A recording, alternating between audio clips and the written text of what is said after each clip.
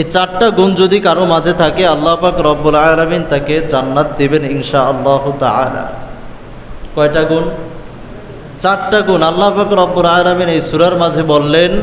এই চার গুণ বিশিষ্ট ব্যক্তি ছাড়া বাকি সব মানুষ ক্ষতিগ্রস্ত। প্রথম নাম্বার গুণ ইল্লাল্লাযীনা আমানু, যারা ঈমানদার। ঈমানদার যারা ঈমান এনেছে, আল্লাহ পাক রব্বুল আলামিনের উপর বিশ্বাস স্থাপন করেছে। ওয়া আমিলুস সলিহাত, শুধু ঈমান আনলেই হবে না, একজন ঈমানদার ছাড়া কেউ জান্নাতে যাবে না। যেই ব্যক্তির ঈমান নাই এই ব্যক্তি কশ্চিনকালেও জান্নাতে যেতে পারবে না। ওর পুরো জীবন অতিবাহিত হয়ে যাবে আজীবন, ক্ষণস্থায়ী না, একদম আজীবনের জন্য, যার কোনো শেষ নাই। আজীবনের জন্য সে জাহান্নামী হয়ে যাবে যদি ঈমান না থাকে। তাহলে প্রথম নাম্বার গুণ বলেন ইল্লাল্লাযীনা আমানু, যারা ঈমানদার। শুধু ঈমানদার হলেই হবে না, ওয়া আমিলুস সলিহাত, ঈমানের সাথে সাথে আমল করতে হবে। যারা সলেহ, যারা আমল করে, নেক কাজ করে, যারা নেককার। তিন নাম্বার গুণ বললেন শুধু নিজে নিজে নেক কাজ করলেই হবে না, ওয়াতাওয়াসাউ বিল হক, তার যে আহাল, পরিবার পরিজন, পাড়া প্রতিবেশী যারা আছে সকলকে নেক কাজের সৎ উপদেশ দিতে হবে, সৎ আদেশ দিতে হবে, সৎ কাজের দিকে সকলকে আহ্বান করতে হবে। শুধু শুধু যে নিজে নিজে আমল করবে, কু আনফুসাকুম ওয়া আহলিকুম নারা, আল্লাহ তাআলা বলেন নিজে বাঁচো এবং আহাল পরিবার পরিজনদেরকে সকলকে বাঁচাও নার শব্দের অর্থ আগুন, জাহান্নামের আগুন থেকে। তাহলে তিন নাম্বার গুণ পাইলাম ওয়াতাওয়াসাউ বিল হক, নিজে আমলের সাথে সাথে, নিজে সলেহ হওয়ার সাথে সাথে মানুষদেরকে সত্যের আহ্বান করতে হবে, অসৎ থেকে নিষেধ করতে হবে। এবং চার নাম্বার গুণ আল্লাহ পাক রব্বুল আলামিন বললেন ওয়াতাওয়াসাউ বিস সবর, এবং মানুষদেরকে ধৈর্যের উপদেশ দিতে হবে। নিজে ধৈর্য ধারণ করবে এবং মানুষদেরকে ধৈর্যের উপদেশ দিতে হবে। এই যে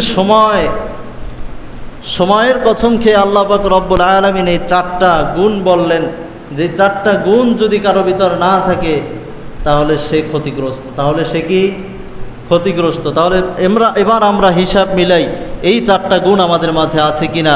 প্রথমে আমাদেরকে ঈমানদার হতে হবে। দুই নম্বরে শুধু ঈমান থাকলেই হবে না, ঈমানের সাথে সাথে আমল করতে হবে। তিন নম্বরে শুধু আমল করলেই হবে না, নিজে আমলের সাথে সাথে সকলকে আমলের দিকে আহ্বান করতে হবে, সৎ কাজের দিকে আহ্বান করতে হবে, অসৎ কাজ থেকে নিষেধ করতে হবে। এবং চার নম্বরে এই কাজগুলো করার ক্ষেত্রে ধৈর্য ধারণ করতে হবে। এই কাজগুলো করার জন্য কি ধৈর্য ধারণ করতে হবে। আল্লাহ পাক রব্বুল আলামিনের পক্ষ থেকে অসংখ্য অগণিত পরীক্ষা আসবে। পৃথিবীর বুকে অনেক পরীক্ষার শিকার হতে হবে, অনেক পরীক্ষা দিতে হবে। যে যত বড় আমলওয়ালা, যত বড় ঈমানদার, তার পরীক্ষাও তত বড়। নবীরা যত বড় ছিল তাদের পরীক্ষাও তত বড় ছিল। আমাদের জমানাতেও যে যত বড় ঈমানদার তার পরীক্ষাও তত কঠিন, ঠিক কিনা? হযরত ইব্রাহিম আলাইহিস সালাম তিনি একজন বড় নবী ছিলেন, আল্লাহ পাক রব্বুল আলামিনের হাবিব ছিলেন। তার পরীক্ষাও তেমন কঠিন হয়েছে। নিজের পুত্র সন্তানকে ছুরির নিচে রেখে জবেহ করতে হয়েছে, আগুনের ভিতরে ঝাঁপ দিতে হয়েছে। হয়েছে কি হয়েছে না? এবং নিজের স্ত্রী বিবি হাজেরা এবং তার সন্তান ইসমাইল আলাইহি ওয়াসাল্লামকে এমন এক স্থানে রেখে আসতে হয়েছে, এমন এক মরুভূমিতে রেখে আসতে হয়েছে যেখানে কোনো মানুষজন বসবাস করে না, নির্জন এলাকায় রেখে আসতে হয়েছে। তো এগুলো কি পরীক্ষা ছিল না? ইউসুফ আলাইহি ওয়াসাল্লামকে ছোট্ট বয়সেই কূপের ভিতরে পতিত হতে হয়েছে, পিতা মাতা থেকে আলাদা হতে হয়েছে, নিজের ভাইদের শত্রুতা নিজের স্বচক্ষে দেখতে হয়েছে এবং কারাগারে যেতে হয়েছে। এভাবে প্রত্যেক যে যত বড় তার পরীক্ষাও তত কঠিন। তো এই জন্য আমাদেরকে এই কাজগুলো করার ক্ষেত্রে আমাদের সবর ধরতে হবে এবং অন্যদেরকেও সবরের উপদেশ দিতে হবে। আল্লাহ পাক রব্বুল আলামিন এই সূরাতে সময়ের কসম খেলেন সময় অর্থাৎ কাল আমাদের জন্য তিনটা। কয়টা?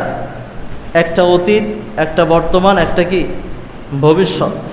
একটা অতীত, একটা বর্তমান, একটা ভবিষ্যৎ। এটা তো ছোট ছোট বাচ্চারাও জানে। আমরা কাল 3 প্রকার পড়ে আসতেছি না? অতীত, বর্তমান, ভবিষ্যৎ। আমাদের জন্য অতীত থেকে শিক্ষা নিতে হবে, অতীতের ইতিহাস জানতে হবে। অতীতের মানুষ কিভাবে আমল করেছে, কিভাবে ইবাদত করেছে, তারা কেমন ছিল, তারা যখন জুলুম করেছে, তারা যখন অন্যায় আচরণ করেছে, তারা যখন আল্লাহর বিরুদ্ধাচরণ করেছে, তাদের পরিণতি কেমন হয়েছে, এই থেকে আমাদেরকে শিক্ষা নিতে হবে। নবীদের পরীক্ষা কেমন ছিল, তাদের আমল, আখলাক, আকীদা কেমন ছিল, এগুলো থেকে আমাদের শিক্ষা নিয়ে এইটাকে আমাদের বর্তমান অর্থাৎ প্রেজেন্ট, বর্তমানে আমাদের বাস্তবায়ন করতে হবে এবং ভবিষ্যতে আমাদের লক্ষ্য জান্নাত থাকতে হবে। এই তিনটা কাল আমাদেরকে কাজে লাগাতে হবে। অতীত থেকে শিক্ষা নিব, বর্তমানে কাজে লাগাবো, ভবিষ্যতে লক্ষ্য জান্নাত নির্ধারণ করে আমরা আল্লাহ পাক রব্বুল আলামিনের কাছে প্রার্থনার সাথে অপেক্ষমান থাকব। একদিন হজরতে ওমরে ফারুক রাদিয়াল্লাহু তাআলা আনহুর কাছে একজন ইহুদি আসছে। এক ইহুদি এসে বলতেছে, হে ওমরে ফারুক রাদিয়াল্লাহু তাআলা আনহু, তোমার কাছে আমি 3টি প্রশ্ন করব। তুমি যদি এই 3টি প্রশ্নের সঠিক অ্যান্সার দিতে পারো, যদি কোরআনের আলোকে সঠিক অ্যান্সার দিতে পারো, আমি কালেমা পড়ে মুসলমান হয়ে যাব। বলেন কয়টা প্রশ্ন? 3টা প্রশ্ন। ইহুদি এসে বলতেছে, তুমি যদি 3টা প্রশ্নের উত্তর দিতে পারো, আমি কালেমা পড়ে মুসলমান হয়ে যাব। এবার ইহুদি 3টা প্রশ্ন বলা শুরু করলো। প্রথম প্রশ্ন বলল ওমরে ফারুক রাদিয়াল্লাহু তাআলা আনহুকে, পৃথিবীতে এমন একটা জায়গা আছে যেই জায়গায় সূর্যর আলো একবার পড়েছে, কিয়ামত পর্যন্ত আর পড়বে না। পৃথিবীতে এমন একটা জায়গা আছে যেই জায়গায় সূর্যের আলো একবার পড়েছে, কিয়ামত পর্যন্ত আর পড়বে না। এই জায়গাটা কোথায় এবং কখন এই সূর্যের আলোটা পড়েছে এটা তুমি বলবা। ওমরে ফারুক রাদিয়াল্লাহু তাআলা আনহু তার প্রশ্ন শুনতেছে। দ্বিতীয় প্রশ্ন করল, পৃথিবীতে এমন দুই যমজ ভাই দেখতে একই রকমের, কিন্তু তাদের বয়সের ডিফারেন্স 100 বছর। কিভাবে সম্ভব এটা তুমি আমাকে বলবা। 2 যমজ ভাই কিন্তু দেখতেও একই রকমের, তাদের বয়সের ডিফারেন্স কত? 100 বছর। তৃতীয় প্রশ্ন বলল, এমন মুর্দা যিনি কবরে গেছে, কবরে যাওয়ার পরে কবর নিয়ে তিনি দৌড়াইছে। 40 দিন দৌড়ানোর পরে কবর তাকে রাখতে না পেরে ফেরত দিতে বাধ্য হয়েছে। কবর ওই মুর্দাকে ফেরত দিয়ে দিছে। এই 3টা প্রশ্ন তুমি যদি কোরআনের আলোকে আমাকে দিতে পারো, তাহলে আমি আল্লাহর প্রতি ঈমান আনব। বলে আল্লাহু আকবার। 3টা প্রশ্ন অনেক সোজা, হ্যাঁ? এবার ওই একই মজলিসে উপস্থিত ছিল আব্দুল্লাহ ইবনে আব্বাস, রইসুল মুফাসসিরিন আব্দুল্লাহ ইবনে আব্বাস রাদিয়াল্লাহু তাআলা আনহু। তিনি তখন 12 বছরের শিশু। বলেন তিনি তখন কত বছর? 12 বছরের শিশু। তিনি ওই মজলিসে উপস্থিত। আব্দুল্লাহ ইবনে আব্বাস রাদিয়াল্লাহু তাআলা আনহু তিনি বললেন, ইহুদিকে উদ্দেশ্য করে বললেন এবং ওমরে ফারুক রাদিয়াল্লাহু তাআলা আনহুর কাছে বললেন, হে আমিরুল মুমিনিন, এই যে ইহুদি 3টা প্রশ্ন করেছে, এই 3টা প্রশ্নের উত্তর যদি আমি আব্দুল্লাহ ইবনে আব্বাস দিয়ে দিই, তাহলে কি আপনার কোনো আপত্তি আছে? ওমরে ফারুক রাদিয়াল্লাহু তাআলা আনহু বলেন, কি বলো, আমার কিসের আপত্তি? ইহুদি দেখুক যা আমাদের মুসলমানদের সন্তান সামান্য 12 বছরের সন্তান হওয়ার পরেও তোমার প্রশ্নের উত্তর দিতে সক্ষম, আমি ওমর তো দূরের কথা, দেখিয়ে দাও তাকে। এবার আব্দুল্লাহ ইবনে আব্বাস রাদিয়াল্লাহু তাআলা আনহু প্রশ্নের উত্তর দেওয়া শুরু করল। কোরআনের আলোকে প্রশ্নের উত্তর দিতেছে। তিনি বললেন, হজরতে মুসা আলাইহি ওয়াসাল্লাম যখন ফিরাউনকে দাওয়াত দিয়েছিল, ফিরাউন তার দাওয়াত কবুল করে নাই। বিপরীতে ফিরাউন মুসা আলাইহি ওয়াসাল্লামকে হত্যা করার ফোন দিয়ে আটকেছিল, যার ফলে আল্লাহ পাক রব্বুল আলামিন হজরত মুসা আলাইহি ওয়াসাল্লামকে হিজরত করার জন্য আদেশ দিলেন। হজরতে মুসা আলাইহি ওয়াসাল্লাম হিজরতের জন্য প্রস্তুত হয়েছে এবং ফিরাউনের দল এবং তার সৈন্যবাহিনী সহ মূসা আলাইহি ওয়াসাল্লামকে হত্যার জন্য তারাও প্রস্তুতি নিয়েছে। যখন মূসা আলাইহি ওয়াসাল্লাম তার সম্প্রদায়কে নিয়ে যারা আল্লাহর প্রতি ঈমান এনেছে, রাসূলের প্রতি ঈমান এনেছে, আল্লাহ পাক রব্বুল আলামিনের হুকুমে তিনি যখন হিজরত শুরু করেছে, ফিরাউনের দলও পিছন থেকে তারা শুরু করেছে। একটা পর্যায়ে দৌড়াতে দৌড়াতে নীল নদের তীরে চলে আসছে। এবার মানুষেরা হতাশ হয়ে গেল, যারা আল্লাহর প্রতি ঈমান এনেছিল। মুসলমানরা বলতেছে, ও মুসা, কই নিয়ে আসলাম? সামনে দেখি নীল নদ, পিছনে ফিরাউনের দল, বাঁচার আর বুঝি উপায়।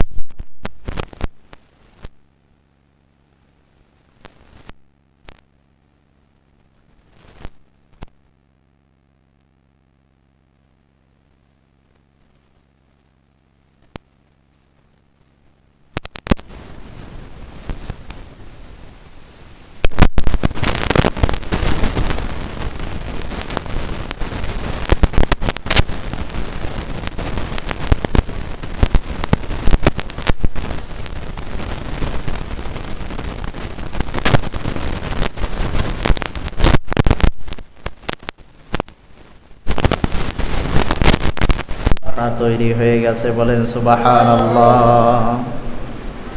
এবার মুফাসসিরিনে কেরাম বলেন, রাস্তা তো একটা হইলেই হইতো, একটা দিয়েই সবাই যেতে পারতো, 12টা রাস্তা হওয়ার কারণ কি? এই বর্ণনায় তারা বলেন যে 12টা রাস্তা হওয়ার 2টা কারণ। এক নাম্বার কারণ হলো লোক সংখ্যা বেশি, এক রাস্তা দিয়ে যেতে ভিড়াভিড়ি লাগবে, ঠেলাঠেলি লাগবে, জাম লাগবে, এই একটা বর্ণনা। আর দ্বিতীয় বর্ণনা হলো এদের গোষ্ঠী ছিল 12টা। বলেন কয়টা? এদের গোষ্ঠী ছিল 12টা এবং এরা ছিল ঘাট তারা। এক গোষ্ঠী যেই রাস্তায় যাইবে ওই রাস্তায় আর এক গোষ্ঠী নাও যাইতে পারে, এই জন্য 12 গোষ্ঠী 12 রাস্তায় গেছে। কেন, বনি ইসরায়েল জাতি তারা খুব ঘাটতালা ছিল। তারা যখনই একটু তেতাল বেতাল হইতো তখন বলতো, মুসা তুমি আর তোমার আল্লাহ কাজ করো, আমরা আর নাই। এরা এমন ঘাটতারা জাতি। আর আল্লাহ পাক রব্বুল আলামিন বলেন, আমাদের বিশ্বনবী, শ্রেষ্ঠ নবী, সর্বশেষ নবী, আখিরি জমানার পয়গম্বর, নবীদেরও নবী হজরতে মুহাম্মদ সাল্লাল্লাহু আলাইহি ওয়াসাল্লামকে বললেন, হে আমার হাবিব, আমি আপনাকে সর্বশ্রেষ্ঠ উম্মত দিলাম। বলেন সুবহানাল্লাহ। আপনাকে আমি সর্বশ্রেষ্ঠ উম্মত দিয়েছি।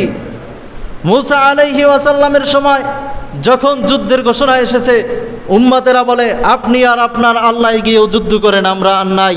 আর আপনাকে এমন উম্মত দিয়েছি যেই উম্মত আপনি যুদ্ধের জন্য ডাকতে দেরি, তারা আপনার ডানে বামে সামনে পিছনে বুক পেতে দিবে, তীরগুলো সব নিজের শরীরে নিবে, আপনার শরীরে একটা তীরও ঢুকতে দিবে না।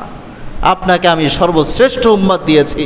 আপনি ডাকতে দেরি, অস্ত্র আছে কি নাই, সংখ্যা কতজন আছে তা বিবেচনা করে না, তারা আল্লাহর জন্য, যুদ্ধের জন্য আপনার আদেশে তারা ঝাঁপিয়ে পড়ে। অতএব আপনাকে আমি শ্রেষ্ঠ উম্মত দিয়েছি। সেই শ্রেষ্ঠ উম্মত কারা? কারা শ্রেষ্ঠ উম্মত? আমরা নিজেদেরকে চিনি না। তো হযরতে মূসা আলাইহি ওয়াসাল্লাম তার সৈন্যবাহিনী যখন নীল নদ পাড়ি দিতে দিতে নীল নদের মাঝ পর্যন্ত গেল, তখন ফিরাউনের দল এসে ওই রাস্তার মাথায় হাজির। এবার ফিরাউন আদেশ দেয়, সবাই নাম। এবার কেউ নামতে চায় না, কারণ চিন্তা করে যে আল্লাহ যদি সত্যই হয়ে যায়, এই কেমন অলৌকিক কারামত, নদীর ভিতরে রাস্তা দেখা তো দূরের কথা, জীবনে কল্পনাও করতে পারি নাই যে এমন রাস্তাও দেখতে হবে। নামতে চায় না ফিরাউন, জোরপূর্বক নামাইল। এবার নিজে নামে না, ভয় লাগে, কারণ এও তো জানে খোদা একজন আছে, যদি নামার পরে একটা ওলটপালট হয়ে যায় তাহলে তো পালা বেতাল। এবার কোনো বর্ণনায় ফেরাউন স্ব ইচ্ছায় নেমেছে, আর অন্য এক বর্ণনায় এসেছে ফেরাউন আর নামতে চায় না, সবাইরে নামাই দিছে। এবার আল্লাহ পাক রব্বুল আলামিন একজন ফেরেশতা পাঠাইছে। ফেরাউন যখন ঘোড়ার পিঠে একটা ফেরেশতা, অর্থাৎ মহিলা ঘোড়া বানিয়ে ওই ঘোড়াটার সামনে ধরছে, ওই ঘোড়াটা আকর্ষণে দৌড় দিছে। এবার ফেরাউন বলে, কই যাও? ফেরাউনকে ওই ঘোড়ার জন্য ভিতরে ঢুকে গেছে, 2টা বর্ণনা এসেছে। তো যখন মূসা আলাইহি ওয়াসাল্লাম নীল নদের মাঝখানে, তখন ফেরাউনের দল রাস্তার মাথায় যখন তারা রাস্তার মাথা থেকে ঢুকতে ঢুকতে মাঝখানে চলে গেছে, তখন মুসা আলাইহি ওয়াসাল্লাম সম্প্রদায়কে নিয়ে ওপার উঠে গেছে। এবার এই যে রাস্তা হয়েছে, ওই রাস্তার উপরে তখন সূর্যের আলো পড়েছে।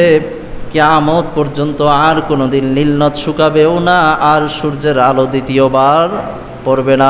আব্দুল্লাহ ইবনে আব্বাস রাদিয়াল্লাহু তাআলা আনহু বলেন, এটা হলো সেই নীল নদে রৌদ্রের তাপ পড়া, রৌদ্রের আলো ওই যে একবার পড়েছে, কিয়ামত পর্যন্ত আর পড়বে না। কোরআনে এই ঘটনা আল্লাহ পাক রব্বুল আলামিন সূরাতুল ইউনূসের 90 নম্বর আয়াতে এই ঘটনা বর্ণনা করেছেন। কোরআনের আলোকে 12 বছরের শিশু আব্দুল্লাহ ইবনে আব্বাস রাদিয়াল্লাহু তাআলা আনহু উত্তর দিতেছে। প্রথম প্রশ্নের উত্তর দেওয়ার পরে এবার দ্বিতীয় প্রশ্নের পালা। দ্বিতীয় প্রশ্ন করেছিল, এমন দুইজন যমজ ভাই, দেখতে একই রকমের, কিন্তু তাদের বয়সের ব্যবধান 100 বছরের। বলেন কয় বছরের? 100 বছরের ব্যবধান।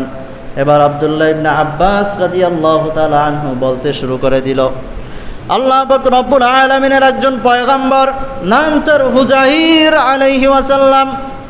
এই হুজাইর আলাইহি ওয়াসাল্লাম আল্লাহ পাক রব্বুল আলামিনের কাছে জানতে চাইলেন, হে রব্বুল আলামিন, আপনি হাসরের ময়দানে মানুষদেরকে মেরে আবার কিভাবে উঠাবেন? আমি পূর্ণ বিশ্বাস রাখি আপনি উঠাতে পারবেন, কিন্তু কেমন করে উঠাবেন একটু জানতে মনে চায়, যদি আপনি একটু আমাকে জানাতেন।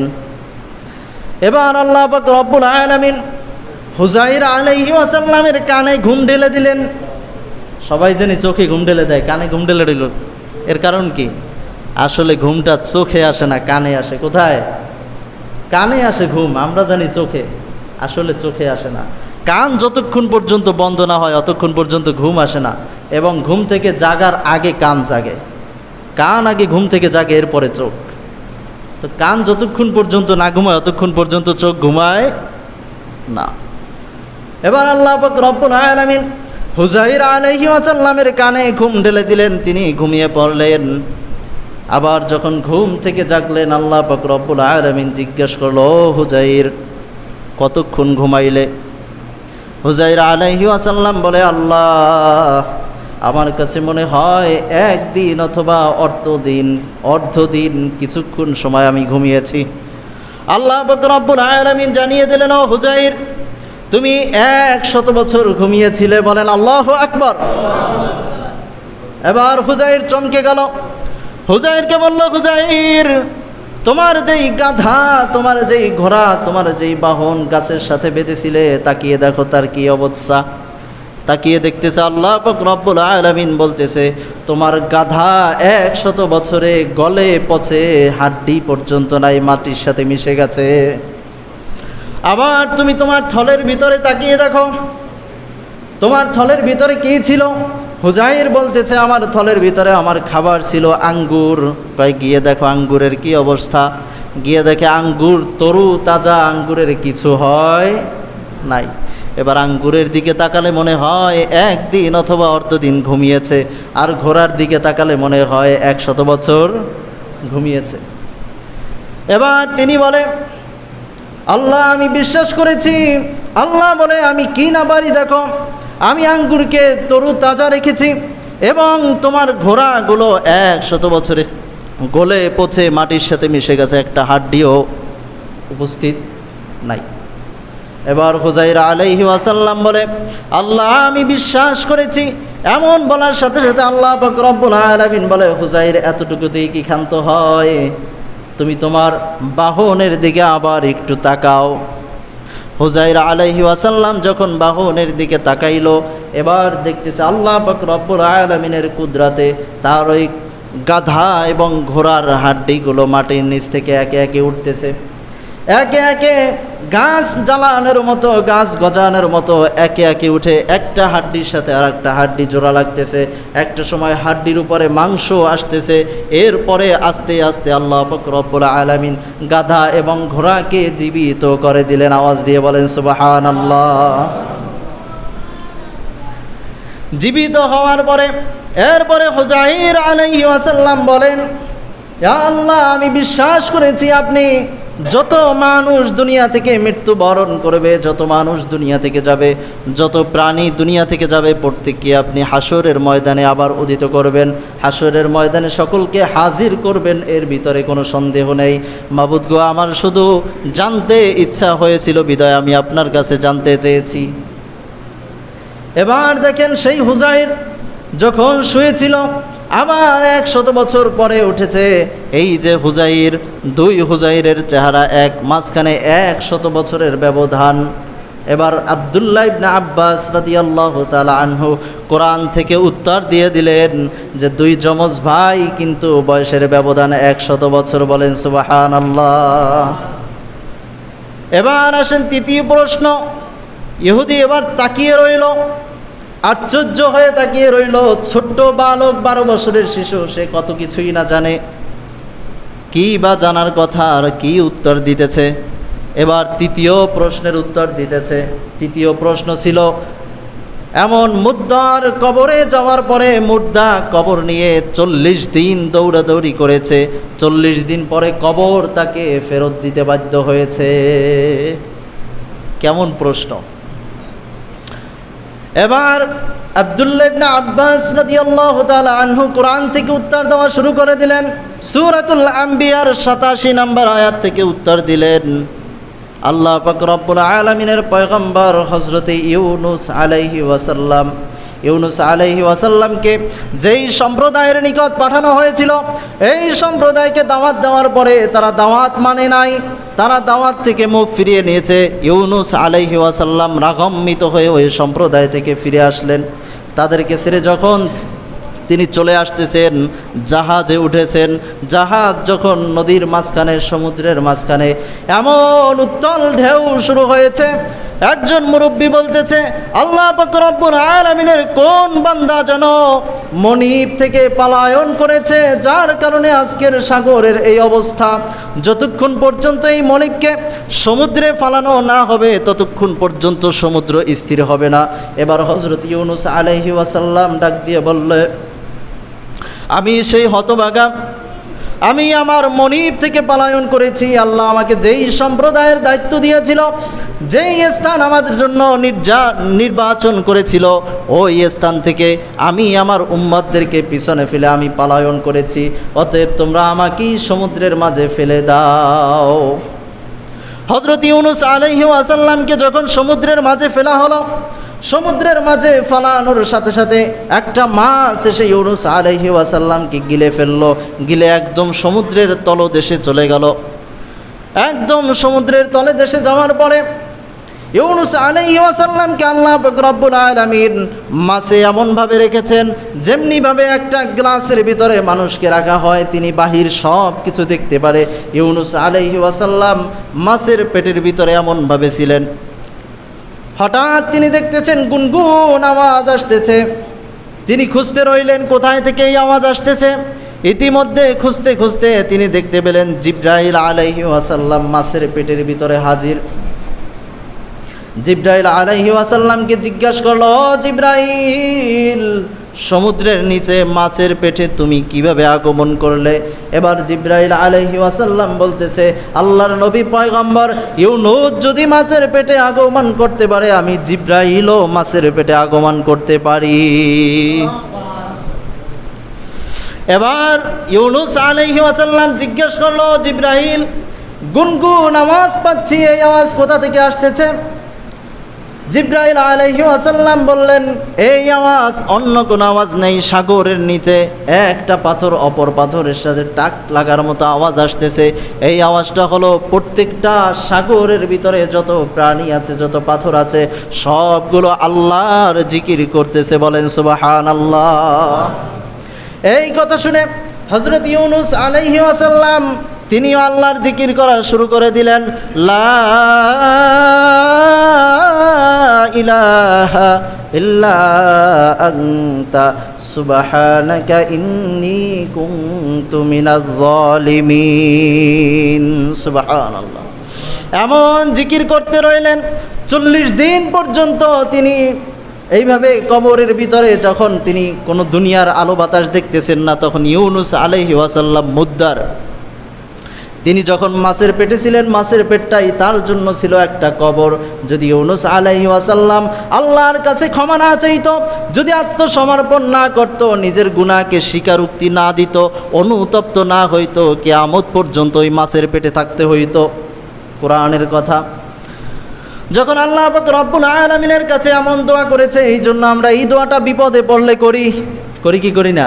বিপদে পড়লে এই দোয়া ইউনুস পড়ি না? লা ইলাহা ইল্লা আনতা সুবহানাকা ইন্নী কুনতু মিনাজ জালিমিন। হযরত ইউনুস আলাইহিস ওয়াসাল্লাম বিপদে পড়ে এই দোয়া করেছেন বিধায় আল্লাহ পাক রব্বুল আলামিন এই দোয়ার উছিলায় তাকে বিপদ থেকে উদ্ধার করেছেন।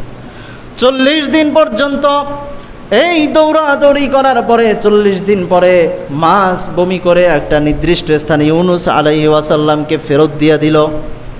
এবার আব্দুল্লাহ ইবনে আব্বাস রাদিয়াল্লাহু তাআলা আনহু বললেন, ইউনুস আলাইহিস ওয়াসাল্লাম যেই কবরের ভিতরে অর্থাৎ মাছের পেটের ভিতরে ঢুকেছিল ওইটা ছিল একটা কবর, আর ইউনুস আলাইহিস ওয়াসাল্লাম ছিলেন একজন মুর্দা। যেই মুর্দা 40 দিন পর্যন্ত কবর নিয়ে দৌড়াদৌড়ি করার পরে, ছুটাছুটি করার পরে 40 দিন পরে কবর তাকে ফেরত দিতে বাধ্য হয়েছে।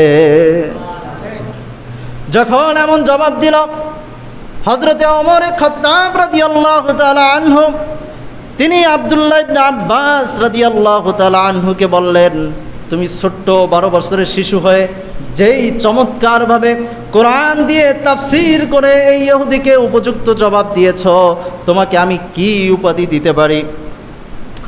তখন ওমর ইবনুল খাত্তাব রাদিয়াল্লাহু তাআলা আনহু আব্দুল্লাহ ইবনে আব্বাস রাদিয়াল্লাহু তাআলা আনহুকে উপাধি দিলেন রাইসুল মুফাসসিরিন। যত মুফাসসির আছে সকল মুফাসসিরদের মাথা, লিডার। সুবহানাল্লাহ। এই জন্য তাকে বলা হয় রাইসুল মুফাসসিরিন আব্দুল্লাহ ইবনে আব্বাস রাদিয়াল্লাহু তাআলা আনহু। আর যখন এই 12 বছরের শিশু 3টা প্রশ্নের উত্তর দিয়ে দিল, এবার ইহুদি বলতেছে, ওমর আমাকে কালেমা পড়িয়ে মুসলমান করে দাও, লা ইলাহা ইল্লাল্লাহু মুহাম্মাদুর রাসূলুল্লাহ সাল্লাল্লাহু আলাইহি ওয়াসাল্লাম। তো আমি শুরুতে বলছিলাম যে আমাদের 4টা জিনিস আঁকড়ে ধরতে হবে। 4টা জিনিস ছাড়া মানুষের ধ্বংস অনিবার্য। এই 4টা বিষয় যাদের ভিতরে আছে তারাই আল্লাহর কাছে মনোনীত। 1 নম্বরে কি?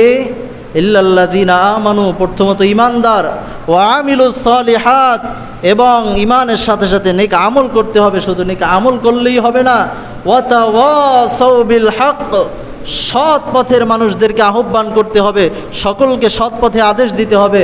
ওয়া তাওয়াসাউ বিস সবর, এবং বিপদে ধৈর্য ধারণ করতে হবে, ধৈর্যের সাথে ইবাদত বন্দেগী করতে হবে, ধৈর্যের সাথে মানুষদেরকে সৎ পথে আহ্বান করতে হবে। আল্লাহ পাক রব্বুল আলামিন এই সূরাতুল আসরের আলোকে আমাদেরকে নেক আমল করার তৌফিক দান করুক, এবং নবীদের এই কাহিনী থেকে, ঘটনাগুলো থেকে, কোরআনের আলোকে এই যে আল্লাহ পাক রব্বুল আলামিন আমাদেরকে নিদর্শন স্বরূপ যেই বাস্তব ঘটনাগুলো আমাদেরকে জানালেন, এই থেকে শিক্ষা নিয়ে আমাদের জীবনে বাস্তবায়ন করে আল্লাহ পাক রব্বুল আলামিনের নৈকট্য হাসিল করার তৌফিক দান করুক। সকলে পড়েন আমিন। ওয়া আখির দাওয়ানা আলহামদুলিল্লাহি রাব্বিল আলামিন। আসসালামু আলাইকুম ওয়া রাহমাতুল্লাহি ওয়া বারাকাতুহু।